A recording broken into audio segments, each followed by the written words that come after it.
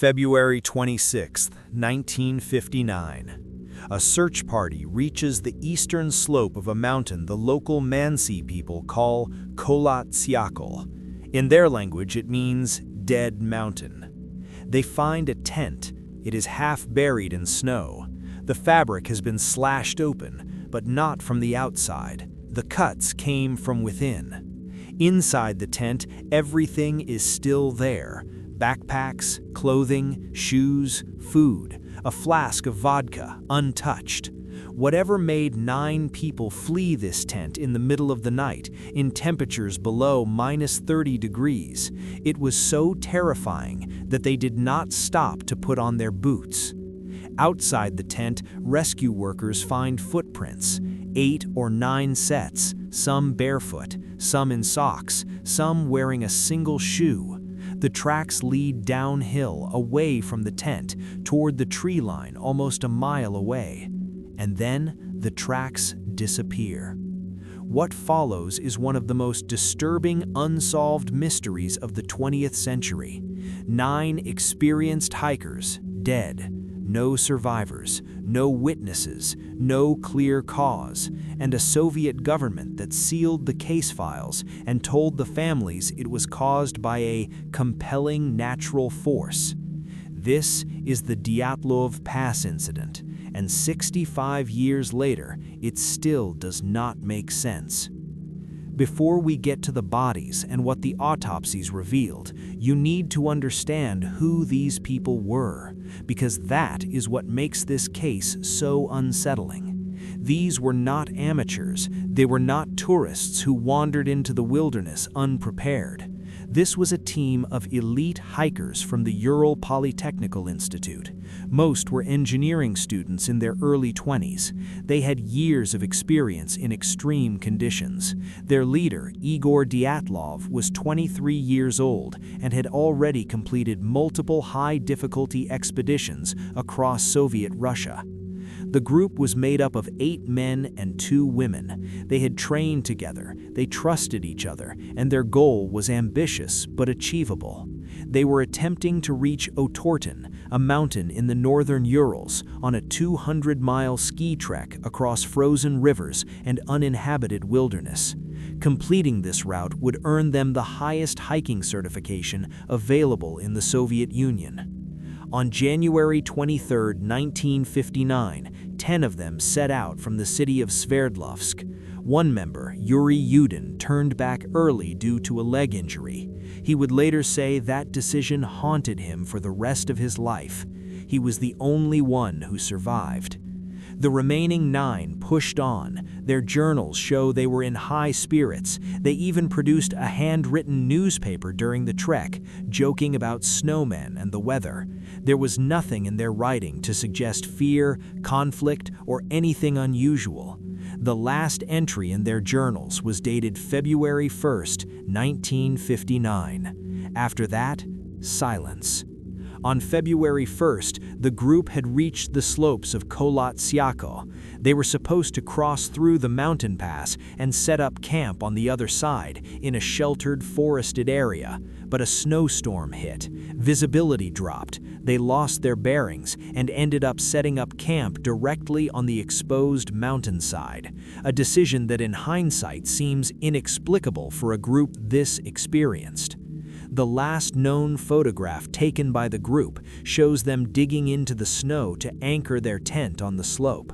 The image is grainy, underexposed, taken in fading light with blowing snow. It is the last evidence that any of them were alive. When Dyatlov failed to send a telegram to his sports club by February 20th, a search was launched. Student volunteers, teachers, and eventually the Soviet military joined the effort. On February 26th, they found the tent, and what they saw made no sense. The tent had been cut open from the inside, not just a single slit to escape through, multiple cuts made with a knife from within the canvas. Inside, the group's belongings were neatly organized. Their boots were lined up, their warm coats were folded. Whatever happened, it happened so fast and was so terrifying that 9 trained hikers abandoned their only shelter without taking the things they needed to survive. The footprints outside told a fragmentary story. The group had walked, not run, down the slope toward the tree line about 1.5 miles away. Some of the prints were barefoot, some were in socks. The prints showed no sign of a struggle or a chase. They just walked into the darkness. The first 2 bodies were found on February 27th under a large cedar tree at the edge of the forest. Yuri Doroshenko and Yuri Krivonishenchenko were wearing almost nothing. Their hands were torn and bloody from trying to climb the tree, possibly to see back toward the tent or to break off branches for a fire. A small fire had been started nearby, but had gone out. Krivonishenchenko had bitten off a piece of his own knuckle. He had 3rd-degree burns on his hands and legs. 3 more bodies were found over the next week, scattered between the cedar tree and the tent, in positions that suggested they were trying to crawl back. Igor Dyatlov was found clutching a birch tree branch. His watch had stopped at 5:31. Zinaida Kolmogorova was face down in the snow with a baton-shaped bruise on her waist. Rustem Slobodin had a fracture in his skull. 5 bodies, all dead from hypothermia, all half-dressed, all without their boots. But there were still 4 people missing. It took until May, when the snow began to melt, for the last 4 to be found. They were buried in a ravine 75 meters from the cedar tree, under 4 meters of snow. They had built a crude snow den and lined it with branches and clothing stripped from the bodies of their dead companions. And this is where the case crosses from tragic into deeply disturbing. The autopsies on the first 5 bodies had been troubling but explainable. Hypothermia causes paradoxical undressing, a real medical phenomenon where the body's failing temperature regulation makes freezing people feel unbearably hot. They strip off their clothes. It happens to roughly half of all hypothermia victims. But the last 4 bodies were different. Ludmila Dubinina had massive chest trauma, multiple ribs broken on both sides. The force required to cause this kind of damage was compared by the forensic examiner to a car crash, yet there was no external damage to the skin, no bruising on the surface. The bones were broken from the inside out, as if something had compressed her chest with enormous force. Nikolai Thibault-Brignol had a depressed skull fracture. His skull had been caved in by a blow of extraordinary force, yet again, no matching wound on the skin. Semyon Zolotaryov had the same type of chest fractures as Dubinina. Both of his eyes were missing, and Dubinina was missing her tongue, her eyes, and part of her lip. The tissue was gone entirely. And then there was the radiation. When investigators tested the clothing of the ravine group, they found abnormally high levels of radioactive contamination, not enough to kill them, but enough to raise questions that have never been fully answered. The Soviet forensic examiner, Boris Wozrodzenyi, concluded that the force that killed Dubinina and Thibault-Brignol was not something a human could have inflicted. He compared it to the pressure wave from a bomb blast, yet there was no evidence of an explosion anywhere on the mountain. In May 1959, the Soviet government closed the investigation. The official cause of death was listed as a compelling natural force. The case files were sealed and classified for decades. The secrecy around the case guaranteed that theories would multiply, and they have for 65 years. The simplest theory is also the most debated: an avalanche. The slope, the snow, the middle of the night. A wall of snow hits the tent, injuring some and sending the rest into a blind panic. They slash the tent open from inside because the entrance is buried. They stumble downhill in the dark, disoriented, hypothermic, and die. The problem with the avalanche theory, at least in its traditional form, is that the slope was not steep enough. The angle was roughly 23 degrees. Most avalanches require at least 30, and when the search party found the tent, there was no debris field, no wall of displaced snow, no signs of an avalanche anywhere on the mountain. Then there are the injuries. An avalanche could explain broken ribs if the snow compressed the victims, but the pattern of damage, massive internal injuries with no external marks, is unusual. And the missing tongue and eyes. Avalanche proponents say decomposition and scavenging animals explain those. The bodies sat in running water for 3 months before discovery. Other theories are more exotic. The indigenous Mansi people were suspected early on, but investigators found no evidence of any other people on the mountain. Military weapons testing was another theory. Strange orange lights in the sky were reported by other hikers that night, and the Soviets were known to test rockets in the region. The radioactive contamination on the clothing fueled this theory, though it was later explained. 2 members of the group had previously worked at nuclear facilities, including one who helped clean up after the Kishtim disaster in 1957. Then there are the theories that border on absurd. Yeti attacks, infrasound causing panic, KGB assassination, a romantic dispute that escalated into violence.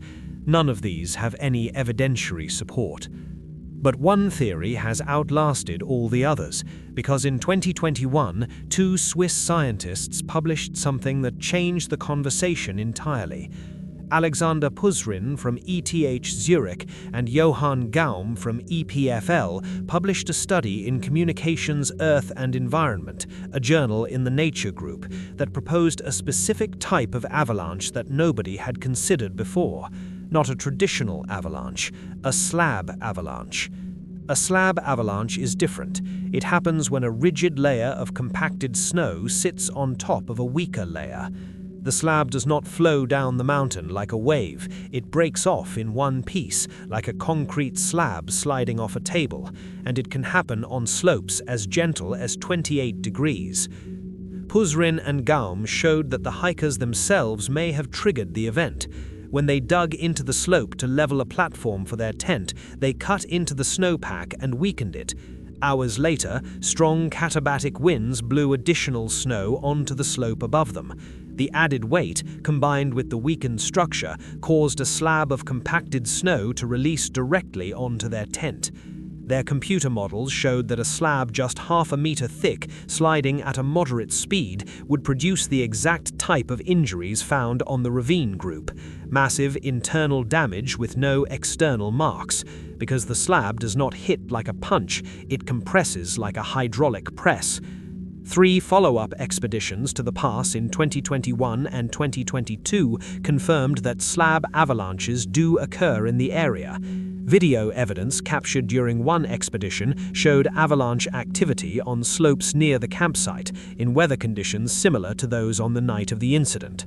The Russian government's own 2019 reinvestigation also concluded that an avalanche was the most likely cause. But here is the detail nobody talks about.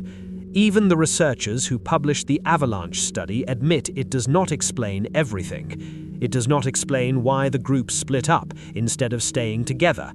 It does not explain why they walked calmly downhill instead of trying to return to the tent once the immediate danger passed. It does not fully explain the radioactive contamination, and the case files contain inconsistencies that some researchers believe point to Soviet authorities tampering with evidence or withholding findings. The mountain where they died is still called Dyatlov Pass. It was named for their leader, and the case, officially, has never been definitively closed. In 1959, 9 people walked into the Ural Mountains and never came back.